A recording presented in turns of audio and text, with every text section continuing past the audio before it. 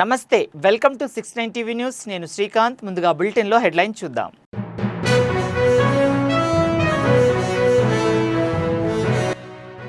పారిశ్రామిక రంగాల్లో రాష్ట్రాన్ని అగ్రగామిగా నిలిపేందుకు ప్రభుత్వం కృషి చేస్తుంది.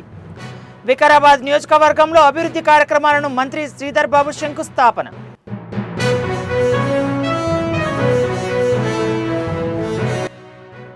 మహిళలు తలుచుకుంటే అసాధ్యాలు కూడా సుసాధ్యాలు అవుతాయి.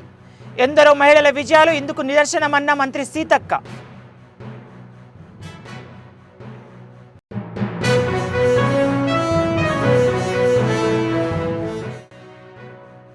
అమరావతి రాజధాని కోసం రైతులు మహిళలు పోరాటాలు మరవలేనివి. విశాఖ ప్రజలు సైతం రాజధానిగా అమరావతినే కోరుకుంటున్నారన్న హోంమంత్రి అనిత.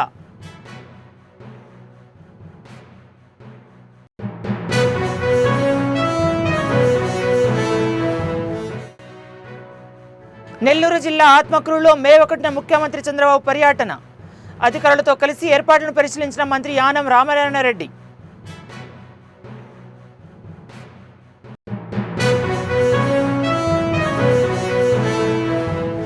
ఇక డీటెయిల్స్ చూద్దాం. పారిశ్రామిక రంగాల్లో తెలంగాణ అగ్రగామిగా నిలవాలనే లక్ష్యంతో ప్రభుత్వం పనిచేస్తుందని మంత్రి శ్రీధర్ బాబు అన్నారు.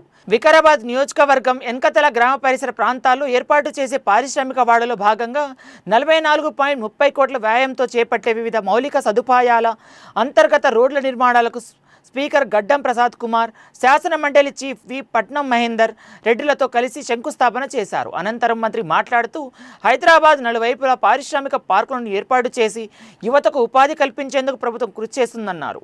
మెయిన్పేటలో ఏర్పాటు చేసే పారిశ్రామిక వాడలో 2 సంవత్సరాలలో 5,000 పెట్టుబడులను సాధించి 25,000 మందికి ఉద్యోగ ఉపాధికి అవకాశాలు కల్పించినట్లు మంత్రి శ్రీధర్ బాబు తెలిపారు. ఆటోమేటిక్గా మీ ఊరు పరంగానే ఎవరైనా యాక్టివ్ ఉన్నట్టు చేసుకుంటారు. ఏదైనా కానీ ఇంకేమైనా ముందేమైనా చేయాలని మేము తప్పకుండా చేస్తాం. కొంచెం ఆవి లెక్క మాకు చెప్తే మాకు సంతోషం.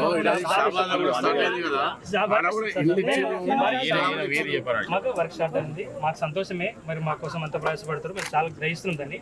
మాకు చిన్న జాబ్ల అవకాశం మా కుటుంబాల పరంగా మీరు మాకు తోడుగున్నారు. మీరు మాకు ప్రాంతానికి వచ్చారు కదా, మేము అప్పీల్ చేసుకోవాలి అని మాత్రం అప్పీల్ చేస్తాను. అన్ని విధాలా మీకు నేను ఉంటాను. సంబంధించిన ప్రాజెక్టులు ఆనాడు కాంగ్రెస్ పార్టీ ప్రభుత్వం ఏర్పాటు చేయాలని ఆలోచన చేస్తే దాని పక్కన కాళేశ్వరం ఈ జిల్లాకు సంబంధించిన శాసనసభ్యులే కానీ ఈ జిల్లాకు సంబంధించిన శాసన సభాపతి గారు గడ్డం ప్రసాద్ గారు ఆలోచన చేస్తా ఉన్నారు.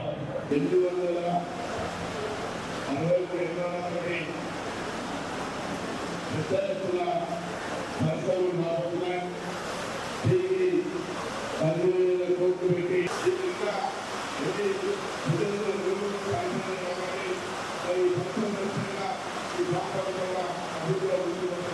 ఇస్తామని చెప్పినాం. ప్రతి పండించిన ధాన్యానికి మద్దతు ధర ఇస్తామని చెప్పినాం. మరి అదేవిధంగా రైతు రుణమాఫీ 2 లక్షల రూపాయలు ఇస్తామని చెప్పినాం. మరి రైతు భరోసా 700,000 ఇస్తామని చెప్పినాం. ఇవన్నీ చెప్పిన నిర్ణయం తీసుకుంటారు. ఎందుకు రాలేదు? భార్య యొక్క పేరుని నొప్పే రాలేదు, లేకుంటే తప్పిదాన్ని ఏదైనా బ్యాంకు నొప్పే రాలేదు, లేకుంటే ఏదైనా వ్యవసాయానికి సంబంధించిన అధికారులు ఏదైనా చిన్న పొరపాటు చేసి రాలేదు. మహిళలు తలుచుకుంటే అసాధ్యాలు కూడా సులభ సాధ్యాలు అవుతాయని, అందుకు ఎందరో మహిళలు విజయాలు మన కళ్ళ ముందే నిదర్శనంగా నిలుస్తున్నాయని మంత్రి సీతక్క అన్నారు. Telangana chamber of events industry ఆధ్వర్యంలో జరిగిన ప్రతిష్టాత్మక 7వ ఎడిషన్ స్త్రీ శక్తి అవార్డు 2025 కార్యక్రమం మాదాపూర్లోని HICCలో ఘనంగా నిర్వహించారు. ముఖ్య అతిథిగా హాజరైన మంత్రి సీతక్క స్త్రీ శక్తి అవార్డుల ప్రధానోత్సవాన్ని ప్రారంభించారు. స్త్రీ శక్తి అవార్డులకు ఎంపికైన వారికి అవార్డులను బహుకరిస్తూ మంత్రి సత్కారం చేశారు. మహిళా సాధికారకాల కోసం తెలంగాణ ప్రభుత్వం తీసుకుంటున్న చర్యలను, ముఖ్యంగా ఇందిరా మహిళా శక్తి పథకం వంటి వాటి గురించి ప్రస్తావించారు. మహిళలు స్వయం ఉపాధి సాధించేందుకు అన్ని విధాలుగా తాము ప్రోత్సాహం అందిస్తున్నామని తెలిపారు సీతక్క. TCEI వారు స్త్రీ శక్తి అవార్డ్స్ 2025 ఇస్తున్న సందర్భంగా నన్ను అదేవిధంగా మా సెర్ఫ్ CEO దివ్యరాజన్ గారిని ఆహ్వానించడం జరిగింది. వాళ్ళు గత 10 years నుంచి కూడా మహిళా అచీవర్స్ సక్సెస్ స్టోరీ ఉన్నటువంటి వాళ్ళను మరింత ఎంకరేజ్ చేయడం కోసం స్మాల్ ఎంటర్‌ప్రెన్యూర్స్ కానీ బిగ్ కానీ అంటే వాళ్ళ పరిస్థితిని బట్టి మహిళలకు స్పెషల్గా వాళ్ళు గుర్తించి అవార్డ్స్ ఇస్తూ ఉన్నారు. ఈసారి గ్రామీణ ప్రాంత మహిళలకు ముఖ్యంగా మా సెర్ఫ్లో పేదరిక నిర్మూలన సంస్థలో పనిచేస్తున్నటువంటి మన ఎస్హెచ్జి గ్రూప్ ఉమెన్స్ కూడా మరి స్త్రీ శక్తి అవార్డ్స్ ఇవ్వడం చాలా సంతోషం. విశాలారెడ్డి గారు, బలరాం గారు, వారి టీం అంతా కూడా గ్రామీణ పేదరిక నిర్మూలన జరగాలని మనం ఏదైతే మహిళా సంఘాలు నడిపిస్తున్నామో, మహిళా సంఘాలకు మన ప్రభుత్వం వడ్డీ లేని రుణాల ద్వారా CCI వాళ్ళు దాదాపు 10 years నుంచి ఈ యొక్క అవార్డ్స్ ఇస్తూ మహిళల్ని ఎంకరేజ్ చేస్తున్నారు. వాళ్ళలో ఉన్నటువంటి సృజనాత్మకతను కూడా బయటికి తీస్తూ ఉన్నారు. అదే కాకుండా ఈరోజు మా సెర్ప్ ద్వారా కలకత్తా IIM వారితోటి కూడా ఎట్లా ఇన్నోవేటివ్గా తయారు చేయాలి బిజినెస్ అనేది కూడా ట్రైనింగ్స్ కూడా మా అడిషనల్ DRDOస్కు ఇక్కడ ఇప్పడం జరుగుతూ ఉంది, బయట ఇస్తూ ఉన్నారు. అంటే రాబోయే కాలంలో మహిళలు తయారు చేసినటువంటి ఉమెన్ గ్రూప్ తయారు చేసినటువంటి ప్రతి ఉత్పత్తికి మార్కెటింగ్ చేయడం, బ్రాండింగ్ చేయడం, మంచి డిమాండ్ ఉండే విధంగా ఎక్కువ ఇన్కమ్ జనరేట్ అయ్యే విధంగా ఉన్న ఇక్కడ స్టాఫ్ ఉన్నారు, అట్లాంటి ఎప్పుడైనా వాళ్ళు ప్రేస్ చేసి వెళ్తారు. సో ఇండస్ట్రీ ఆధ్వర్యంలో ఈ సెక్టర్లో ఎవరెవరు మహిళలు ముఖ్యంగా ఎక్కువగా మంచిగా పని చేయగలుగుతున్నారు వాళ్ళని పురస్కరించుకోవడానికి 7 సంవత్సరాల క్రితం ఇది కార్యక్రమాన్ని మొదలు పెట్టారు. అండి Telangana chamber of event industry ఆధ్వర్యంలో ఈరోజు 50 మంది మహిళలకి మేము పురస్కారాలు ఇవ్వడం జరుగుతుంది. ఫస్ట్ టైం ఒక క్రియేటివ్ ప్యానెల్ డిస్కషన్, ఈ కళాకారులని, సింగర్స్ని, ఈ మ్యూజిషియన్స్, డాన్సర్స్, ఇలాంటి వాళ్ళని, ఫ్యాషన్ డిజైనర్స్, వీళ్ళందరికీ కూడా మనం ఇక్కడ పిలిచి ఓ పార్ట్నర్షిప్ బిల్డింగ్ కానీ లేకపోతే వాళ్ళకి మార్కెట్ లింకేజెస్ ఎలా చేయాలనేది కూడా చేస్తున్నాము. Apart from awards and next year నుంచి ఫుల్ ఫ్లెడ్జ్గా ఒక క్రియేటివ్ ఎకానమీ పైన ఒక కాన్ఫరెన్స్ కూడా చేయాలని మాకుంది. And awards will be followed. Nellore జిల్లా ఆత్మకూరులో మే 1న ముఖ్యమంత్రి చంద్రబాబు పర్యటించనున్నారు.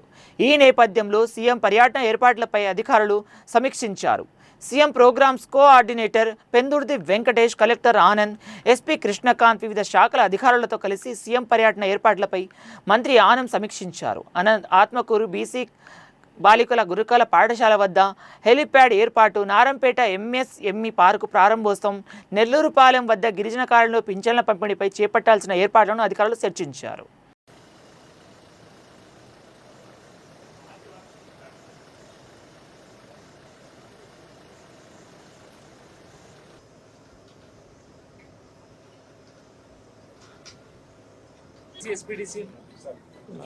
అలా తీపించండి అమ్మా, రేపటికల్లా రేపు తీసేసి పైన పాయసాలన్నీ కూడా తీసేసి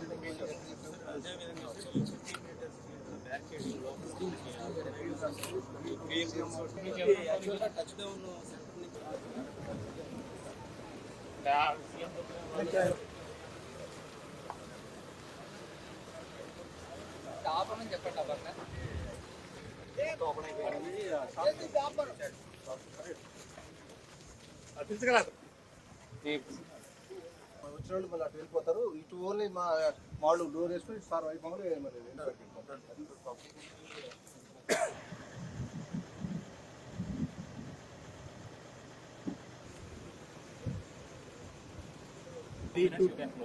every 3, 4, 5 seconds there will be one layout. If we can plan something on the line of that. So, क्या क्या चाहिए बताओ सर.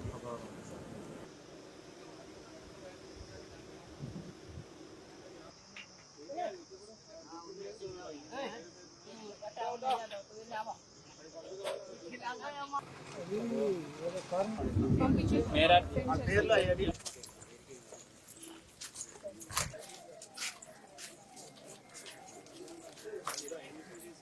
అన్ని దీంట్లో ఫీల్లేనా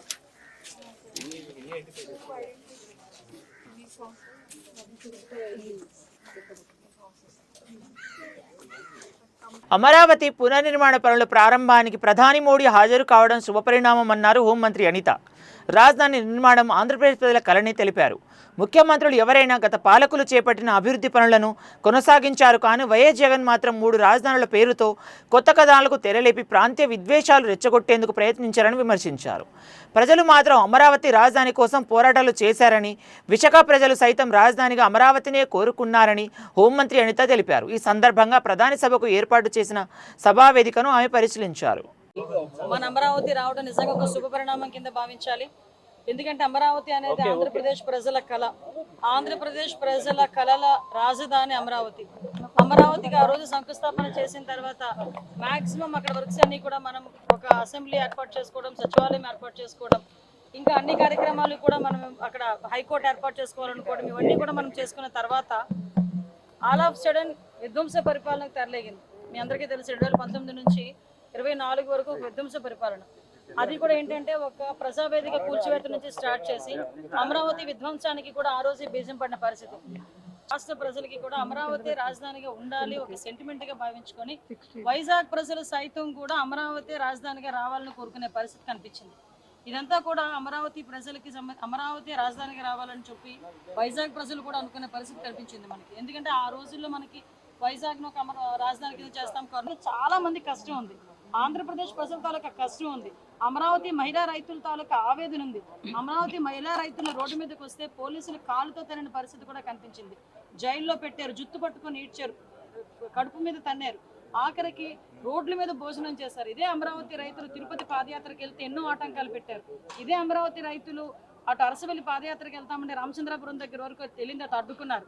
వీళ్ళందరి మీద ఒక్కొక్కరి మీద నిన్న చెప్తా ఉంటే 120 కేసులు 130 కేసులు అయిన తర్వాత మన రాజధాని ఏది అంటే క్వశ్చన్ మార్క్ పెట్టుకునే పొజిషన్లో మొన్నటి వరకు ఉండి ఈరోజు గర్వంగా అమరావతి మా రాజధాని అని చెప్పుకునే పరిస్థితికి తీసుకొచ్చాం. దీని అంతటికీ ప్రధాన కారకుడు మన దార్శనికత కలిగిన నాయకుడు మన ముఖ్యమంత్రి చంద్రబాబు నాయుడు గారికి మరొకసారి ఆంధ్రప్రదేశ్ ప్రజల తరపున ధన్యవాదాలు తెలియజేసుకుంటూ నరేంద్ర మోడీ గారికి పనులు ఎంతవరకు పూర్తయ్యాయి మేడం? పనులు ఎంతవరకు పూర్తయ్యాయి? పనులు ఇంకా పూర్తి బందోబస్తు విషయంలో ఎలాంటి చర్యలు తీసుకుంటా ఉన్నారు? ఇంచుమించు 6,000 మంది పోలీసులు డిప్లాయ్ చేసుకున్నామండి. ఎవరివైనా CCTV కెమెరాస్ పెట్టుకున్నాం. సెంట్రల్ ఫోర్స్ వాళ్ళు కూడా ఇప్పుడే వచ్చి మొత్తం అంతా చెక్ చేసుకుని వెళ్ళారు. ఎక్కడ కూడా ఎటువంటి అవాంఛనీయ సంఘటనలు జరగవు, ఎక్కడ కూడా ఎటువంటి ఇబ్బందులు రావు. వచ్చిన ప్రజలకి కానీ ఇక్కడున్న VIPస్కి కానీ ఎటువంటి ఇబ్బందులు లేకుండా చూసుకునే బాధ్యత డిపార్ట్మెంట్ చేస్తుంది. రాజ్యసభ స్థానిక కూటమి అభ్యర్థిగా ఎంపికైన బీజేపీ నేత పాక వెంకట సత్యనారాయణ సీఎం చంద్రబాబు నాయుడుని సచివాలయంలో మర్యాదపూర్వకంగా కలిశారు. నామినేషన్ వేసేందుకు శాసనసభగా వచ్చిన ఆయన సీఎంను కలిశారు. ఈ సందర్భంగా సత్యనారాయణకు సీఎం శుభాకాంక్షలు తెలిపారు. ముఖ్యమంత్రిని కలిసిన వారితో సత్యనారాయణ కుటుంబ సభ్యులు, కేంద్ర మంత్రి భూపతి రాజు, శ్రీనివాస వర్మ, ఎమ్మెల్యేలు కామినేని శ్రీనివాసరావు, ఎమ్మెల్సీ సోము వీర్రాజు, ఇతర నేతలు ఉన్నారు.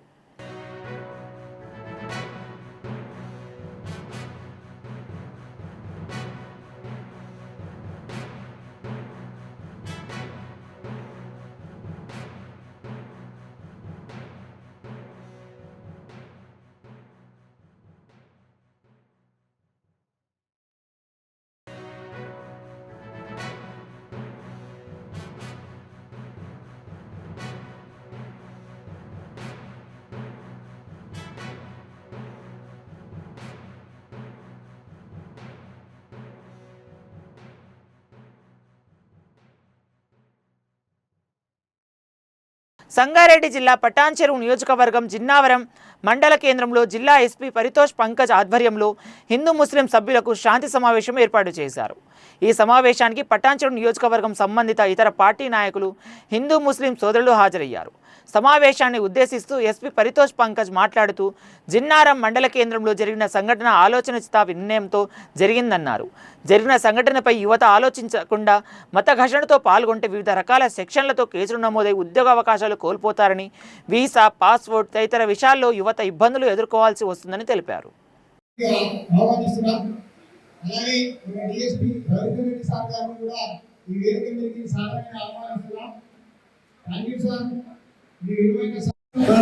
దాంట్లో భాగంగా కొన్ని కేసులు కూడా జరగడం జరిగింది.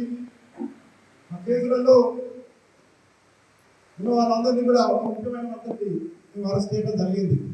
ఎందుకు చెప్తున్నామంటే, మేము అరెస్ట్ చేసినప్పుడు కొంతమందిని ఎందుకు ఈ విధంగా జరిగింది, ఎందుకు చేశారనే విషయం కనీస పరిజ్ఞానం కూడా లేదు. అక్కడ ఏం జరిగిందనే విషయం వాళ్ళకి ఎవరో చూసి చెప్పడం, ఎవరో గ్రూపులలో మెసేజ్ పెట్టడం, దానికి రియాక్ట్ కావడము, వాళ్ళందరూ కూడా గుర్తుడి అక్కడ ఉన్నవాడి కొంతమంది భోజనం వల్ల వాళ్ళు రెచ్చిపోయి నాలుగు రోడ్డం కానీ మిగతా కొన్ని కార్యక్రమాలు చేయడం జరిగింది.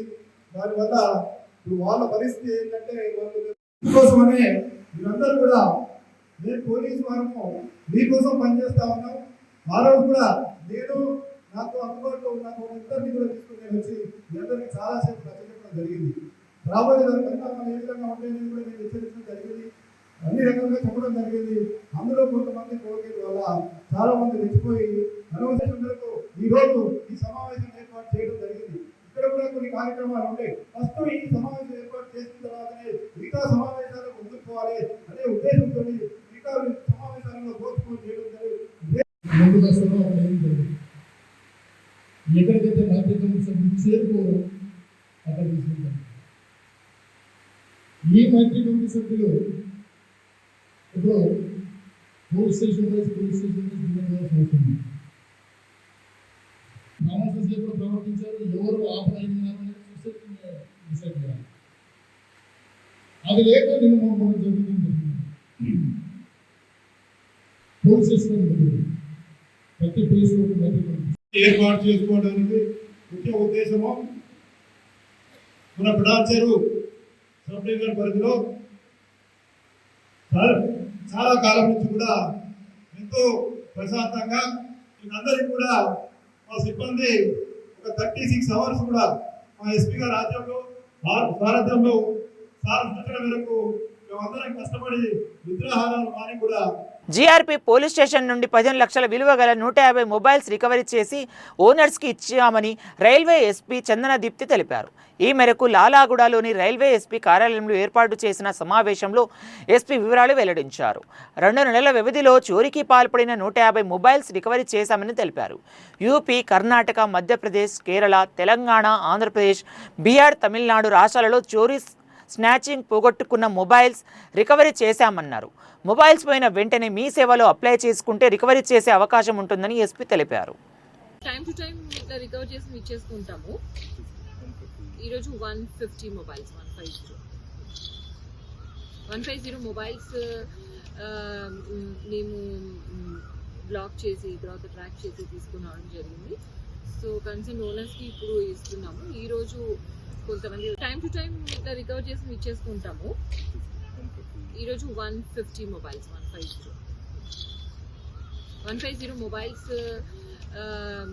మేము బ్లాక్ చేసి తర్వాత ట్రాక్ చేసి తీసుకుని రావడం జరిగింది. సో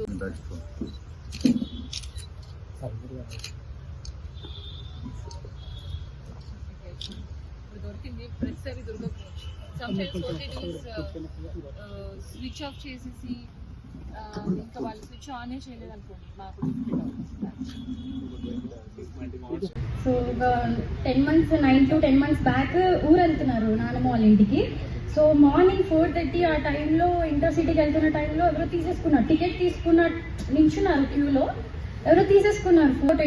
10 days బ్యాక్ అలా కాల్ చేసి ఇలా ట్రాక్ అవుతుంది అని చెప్పగానే ఒక హోప్ వచ్చింది దొరుకుతుందని. అండ్ టుడే మార్నింగ్ కాల్ చేసి మీ ఫోన్ దొరికింది అని చెప్పారు. And we felt very happy sir, thank you so much. Hyderabad का सफ़र कर रहा था. यहाँ पे 1 तारीख को मेरे को उतरना था. मतलब मेरा डेस्टिनेशन था 1 तारीख का. रात के 2 बज रहे थे. कल इसमें 20 से 25 दिन लगे और मिल गया. मेरे को ऐसा लगा नहीं था, मतलब उम्मीद छोड़ दी थी, लेकिन फिर मेरे को अच्छा लगा. Thank you. కొన్ని మిస్ప్లేస్ అయిపోయినాయి. కొన్ని ట్రైన్లో సీట్లో పెట్టి వాష్రూమ్కి పోయే వరకు మిస్ అయినాయి. కొన్ని డోర్లో కూర్చొని ఉంటే అప్పుడు దొంగలు కొంతమంది ఉంటారు దగ్గర, వాళ్ళు కట్టతో కొట్టి గుంజినట్టే ఉంటాయి. కొన్ని విండోస్లో ఉన్నప్పుడు గుంజుకొని పోతారు. అట్లాంటివి ఉన్నప్పుడు మనం ఏం చేస్తున్నామంటే ఒకటి CEIR పోర్టల్ అని ఉంది సెంట్రల్ గవర్నమెంట్ ఒకటి. ఇది 19 April 2023 నుంచి స్టార్ట్ అయింది. ఇది central equipment identity registered portal అని ఉంది. దీనికి మీరు పోలీస్ స్టేషన్లో కంప్లైంట్ ఇవ్వచ్చు, లేకుంటే దగ్గర అయినా మీకు మీ సేవలో పోయి కంప్లైంట్ ఇస్తే ట్రాక్ చేసి రికవరీ చాలా కష్టం ఉంటుంది. ఒక ఫోన్ గురించి మేము మా స్టాఫ్ని, మా ఆఫీసర్స్ని బీహార్, హర్యానా, ఢిల్లీ అక్కడ పంపుతాం మేము అదర్ స్టేట్స్కి. చాలా కష్టపడి మా ఆఫీసర్స్ ఇన్స్ట్రక్షన్స్ చేసే వాళ్ళు మొత్తం ఎక్కడైనా ఎవరు ఈ దొంగతనం ఫోన్ అయింది, మిస్ అయింది ఫోన్ ఉంటే దానికి ట్రాకింగ్లో పెడతారు. వీళ్ళు మానిటర్ చేస్తూనే ఉంటారు 24/7. ఇలా రాగానే సార్ ఇక్కడ ఈ ఫోన్ ఆన్ అయింది అంటే మా టీంకి మేము పంపుతాం, అక్కడ ఆ ఫోన్ రికవర్ చేపిస్తాం. ఇప్పుడు మేడం వస్తున్నారు. రాష్ట్ర ప్రభుత్వం ఏర్పాటు చేసిన వరి ధాన్యం కొనుగోలు కేంద్రం వద్ద కురిసిన అకాల వర్షానికి వరి ధాన్యం తడిసి ముద్దయింది. దీంతో రైతులకు అవస్థలు తప్పడం లేదు. కొనుగోలు కేంద్రానికి తీసుకువచ్చిన తడిసి ముద్దైన ధాన్యాన్ని ప్రభుత్వం కొనుగోలు చేయాలని రైతులు ఆవేదన వ్యక్తం చేస్తున్నారు. ఐకేపీ కేంద్రాన్ని సబ్ కలెక్టర్ పరిశీలించి వెళ్లిన కొద్దిసేపటికే ఇలా జరగడంపై రైతన్నలు విచారణ వ్యక్తం చేశారు. ఈ సంఘటన వికారాబాద్ జిల్లా తాండూరు నియోజకవర్గం యాలాల మండల కేంద్రంలో చోటు చేసుకుంది. ప్రభుత్వం వెంటనే స్పందించి తడిసిన వరి ధాన్యం కొనుగోలు చేయాలని కోరుకుంటున్నారు.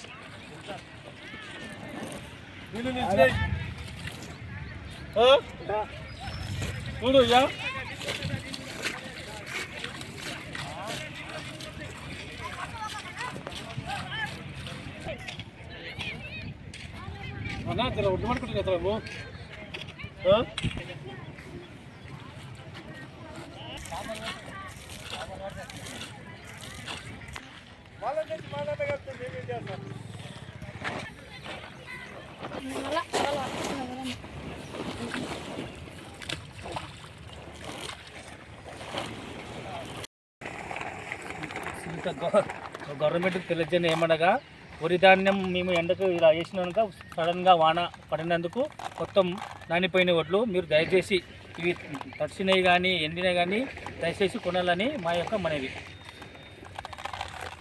మొత్తంకి అకాల వర్షం వచ్చి మొత్తం ధాన్యం మొత్తం తడిసి ముద్ద అయిపోయింది. తడిసిన ధాన్యాన్ని కొనాలని మనవి చేస్తాం. గవర్నమెంట్కి తెలియజేయని ఏమనగా అంతా మాకు నష్టమైంది. ఇది కొనాలి మీరు దయచేసి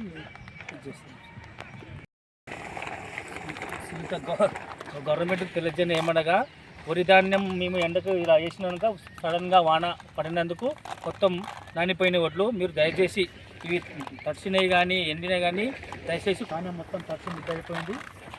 తడిసిన ధాన్యాన్ని కొనాలని మనవి చేస్తాం. గవర్నమెంట్కి తెలియజేయని ఏమనగా సడన్గా వర్షం వచ్చినందువల్ల తడిసి ఉంటే మొత్తం ఉన్న ధాన్యం అంతా నానిపోయి అంతా మాకు నష్టమైంది. ఇది కొనాలి మీరు దయచేసి ఇది చేస్తాం.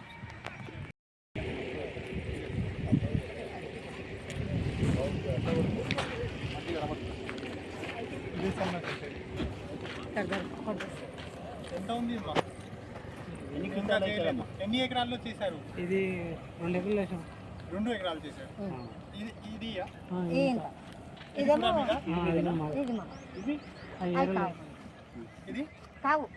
ఇది మీద ఎండ పెడుతున్నారా? ఎప్పుడు తీసుకుని వచ్చారు? ఇంకా కాలేదు, ఇంకా ఉండాలి కదా. ఎండాలి కదా. అది ఆన కూడా చెడకు చూస్తాను.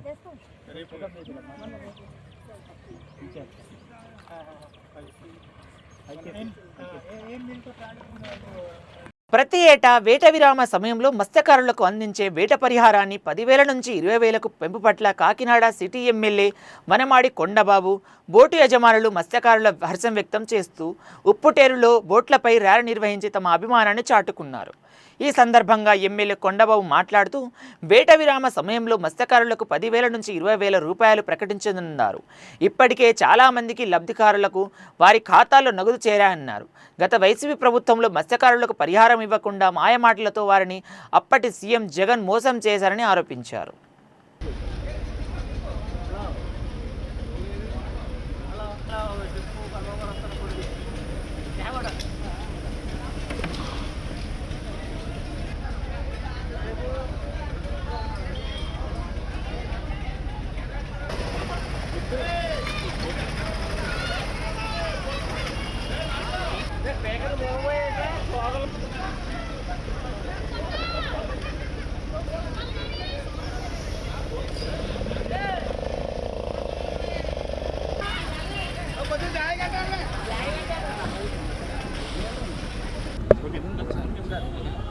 ఓకే, అందరికీ నమస్కారం.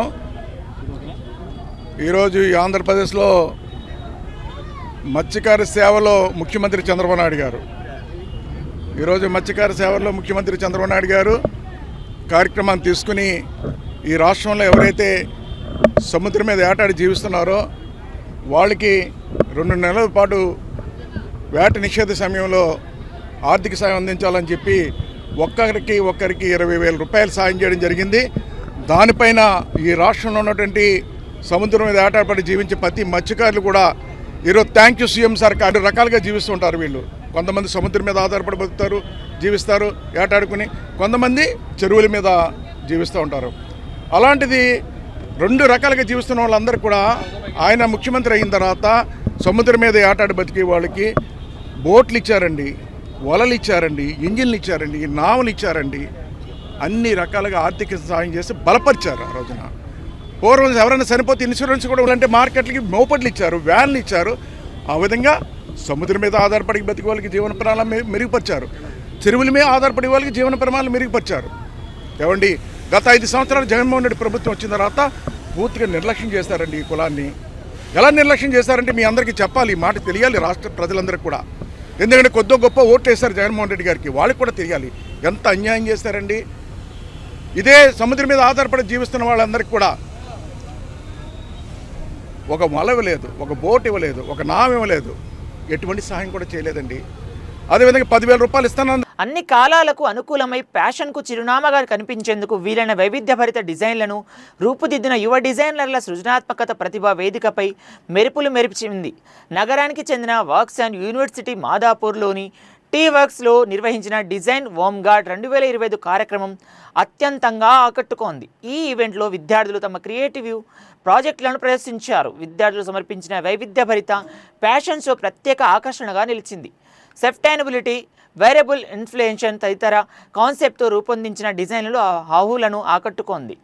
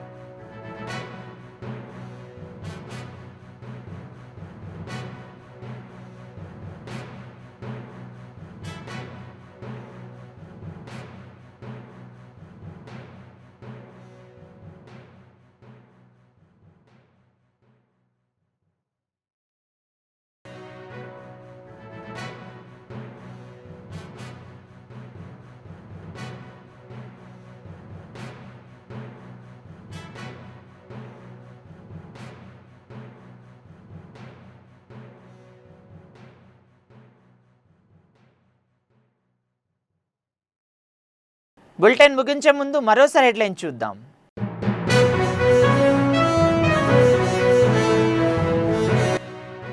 పారిశ్రామిక రంగాల్లో రాష్ట్రాన్ని అగ్రగామిగా నిలిపేందుకు ప్రభుత్వం కృషి చేస్తుంది. వికారాబాద్ నియోజకవర్గంలో అభివృద్ధి కార్యక్రమాలను మంత్రి శ్రీధర్ బాబు శంకుస్థాపన.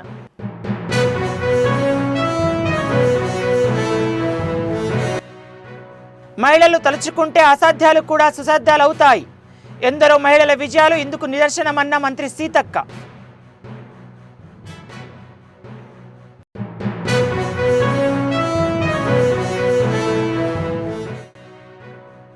అమరావతి రాజధాని కోసం రైతులు మహిళలు పోరాటాలు మరవలేనివి.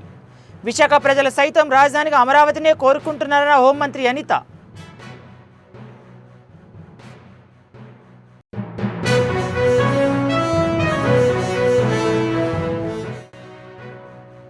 నెల్లూరు జిల్లా ఆత్మకూరులో మే 1న ముఖ్యమంత్రి చంద్రబాబు పర్యటన. అధికారులతో కలిసి ఏర్పాట్లను పరిశీలించిన మంత్రి యానం రామనారాయణరెడ్డి.